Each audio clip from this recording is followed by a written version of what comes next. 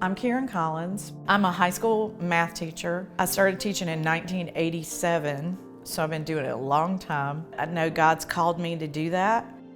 On June 20th of 2018, I had a routine colonoscopy and they found cancer. When the doctor came out and he said, "We found something, I'm pretty sure it's cancer," I was really stunned. The first thing that popped in my head was, well, I've got great faith in God, but I spent the next 2 days proving that wasn't true. I read so much about survival rates that I just thought, I can't count on surviving this. By the end of the second day, I remember thinking, well, I've had a good run. I've seen my son graduate from high school. He'll graduate from college in a year. I'll probably still be here. I probably won't get to see him get married. I've had a wonderful marriage, and a lot of people don't get those things.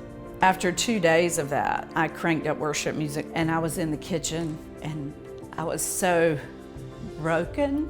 I just didn't know what to do. And I threw my hands in the air and I walked around and I tried to believe, I tried to speak faith.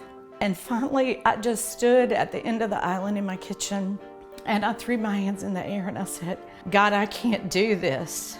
And instantly, it took my breath away. I knew I was gonna be okay, and I was. I never read another statistic, I never looked back.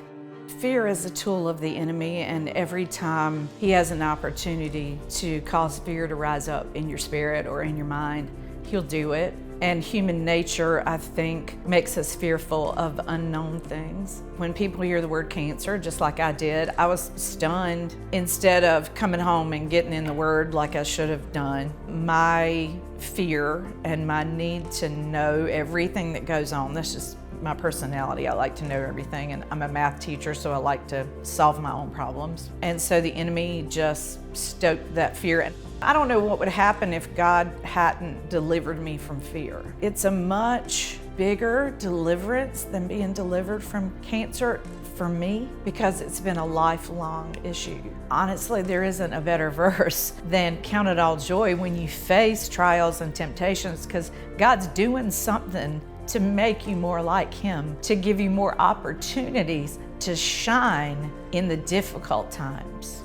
The greatest healing for me was my mind.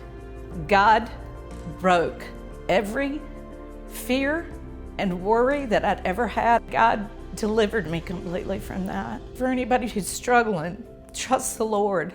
You might not understand why you are on that journey, but it will change you and it will change your family for the better. And you have the opportunity to change people around you.